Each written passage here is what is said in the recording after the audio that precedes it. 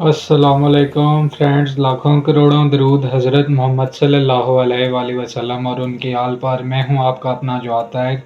और जैसा कि मैं आपके लिए रोमानिया के वीज़ा की इंफॉर्मेशन और रोमानिया के बारे में जितनी भी इंफॉर्मेशन होती है वो मैं आपको सब प्रोवाइड करता हूं। तो आज भी मैं एक दो इम्पोर्टेंट टॉपिक जो है वो लेकर आया हूं, जो कि बहुत ज़्यादा पूछे जा रहे थे और मैंने यही मुनासिब समझा है कि मैं इसके लिए एक वीडियो बना दूं, क्योंकि ये बहुत ही ज़्यादा इम्पोर्टेंट टॉपिक हैं। फर्स्ट ऑफ ऑल जो एक टॉपिक है वो ये है कि कुछ फ्रेंड्स पूछ रहे हैं कि जी वर्क परमिट के बाद जो एम्बेसी है वो कितने देर के बाद अपॉइंटमेंट देती है, उसके बाद कितना प्रोसेस होता है, क्या सिस्टम होता है। और आजकल क्योंकि पहले तो आपको पता है कि प्रीवियस जो बिफोर ईयर जो गुजरा है 2023, उसमें जो है एम्बेसी जो है तकरीबन हफ्ता या 2 हफ्तों में जो है वो अपॉइंटमेंट की डेट जो है वो इशू कर देती थी। बट अब ऐसा नहीं है, अब कुछ चेंजिंग्स आई हैं, जो न्यू पॉलिसीज़ बनी हैं वो भी मैं आपको बताऊंगा। और सेकंडली वो ये है कि आप अगर जो एम्बेसी में इंटरव्यू देने जाते हैं तो उसमें एक दो चीज़ों की वजह से जो है जो आप मिस्टेक्स करते हैं, 100 में से 90% जो है वो लोग यही मिस्टेक्स कर रहे हैं जिसकी वजह से वीज़ा रिजेक्ट हो रहे हैं। तो इन दो चीज़ों के बारे में मैं आपको बताऊंगा, लेकिन अगर आपने उससे पहले मेरा चैनल सब्सक्राइब नहीं किया तो चैनल को सब्सक्राइब करें।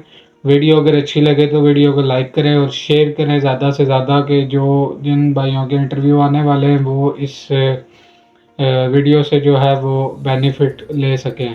तो चलते हैं जी अपने टॉपिक्स की तरफ। फर्स्ट जो टॉपिक था कि एम्बेसी को आजकल तो आपको पता है कि वर्क परमिट जो है वो 2.5 से 3 मंथ के अंदर अंदर जो है वो निकल रहे हैं। ठीक है, तो काफ़ी ज़्यादा लोगों ने, काफ़ी ज़्यादा फ्रेंड्स ने जो है वो ग्रुप में अपने जो है वर्क परमिट सेंड किए थे, तो हमने उनको बता दिया था कि आपके वर्क परमिट ओरिजिनल हैं, फेक हैं, सब कुछ हमने उनको बता दिया था। तो वो अब पूछ रहे थे कि जी हमारे एजेंट ने अप्लाई की हुई है अपॉइंटमेंट, तो वो कब तक जो है हमें एम्बेसी जो है वो रिप्लाई करेगी कि अपॉइंटमेंट आपकी कब है। तो इसमें जो है अभी मैंने आपको प्रीवियस वीडियो में भी बताया था कि आपका जब एजेंट जो है वो अपॉइंटमेंट के लिए अप्लाई करता है तो उसे जो है एम्बेसी हफ्ता 2 हफ्तों में जो है वो आंसर कर देती है। बट जो आपकी अपॉइंटमेंट होती है वो फॉर एग्ज़ाम्पल अभी दूसरा महीना जा रहा है, ठीक है, तो आपकी अगर अपॉइंटमेंट वहाँ पे जो इशू होगी वो चौथे महीने या 5वें महीने के राउंड अबाउट जो है, मीन 2 से 3 मंथ के ड्यूरेशन के अंदर अंदर आपकी अपॉइंटमेंट होगी कि आपने इतने टाइम के बाद एम्बेसी में अपने फाइल को सबमिट करवाना है। तो इससे अभी हम कुछ नहीं कह सकते। एक तो कुछ फ्रेंड्स कह रहे हैं जी कि हम जो है वो उसको पे करके अपॉइंटमेंट को परचेज कर लेंगे, तो उस तरह भी हो सकता है। लेकिन मैं आपको हमेशा हर वीडियो में ये कहता हूँ कि अगर आपकी अपॉइंटमेंट आपको अगर मिल गई है 2 मंथ की, या 2 मंथ के बाद की मिली है, या 1.5 माह के बाद की मिली है, या 2.5 माह के बाद की मिली है, तो आप थोड़ा सा वेट कर लें। जहाँ पे आपने इतना ज़्यादा वेट किया है वहाँ पे ये भी थोड़ा सा वेट कर लें, क्योंकि अभी जो रेशो चल रही है जो वीज़ा रिजेक्शन की, बहुत ही जो है ख़राब रेशो जा रही है। ज़्यादातर मोस्टली वीज़े रिजेक्ट ही हो रहे हैं। तो आप जब तक आपका इंटरव्यू आता है, हो सकता है कि उस टाइम कुछ बेहतरी आ जाए, वीज़े स्टैम्प होना शुरू हो जाए, तो इस वजह से आप जो है इस चीज़ का ख्याल रखें। बाकी उसके बाद मैंने और भी वीडियोस में आपको बताया हुआ है कि फ़ाइल की प्रिपरेशन किस तरह होती है, फ़ाइल में जो जो चीज़ें लगती हैं वो सब मैंने आपको जो है वो बताया हुआ है। तो फिर वो कुछ फ्रेंड्स कमेंट्स में पूछते हैं जी कि वर्क परमिट के बाद बस कॉन्ट्रैक्ट ही होता है, तो कॉन्ट्रैक्ट नहीं होता। उसके बाद काफ़ी जो है वो आपका रिहायशी इजाज़तनामा होता है, वर्क जो कमोदात लेटर होता है वो होता है, अंजारे लेटर होता है वो।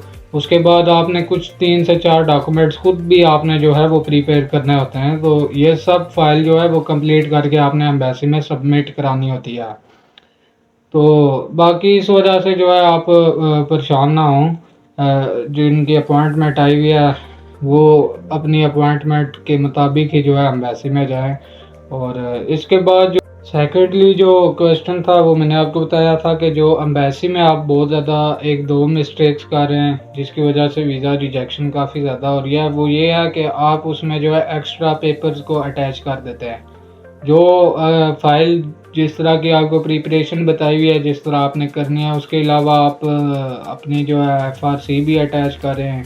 उसके बाद और भी उसको क्या कहते हैं, बेफाम जो होता है आपका फैमिली का, आप वो भी बीच में अटैच कर रहे हैं। उसके बाद काफ़ी ज़्यादा आपने पेपर बीच में अटैच किए हैं, तो वो फिर जो एम्बेसडर होता है आगे, जो एम्बेसी जो आपका इंटरव्यू ले रहा है, वो कंफ्यूज हो जाता है। तो वो फिर ज़ाहिर है उसने आपको पेपर वापस ही करने होते हैं, लेकिन वो आपका जो है वो कॉमन सेंस देखता है कि जी इस बंदे को इतना इस चीज़ के बारे में नहीं पता कि कौन कौन से पेपर जो है वो इसमें सबमिट करवाना है।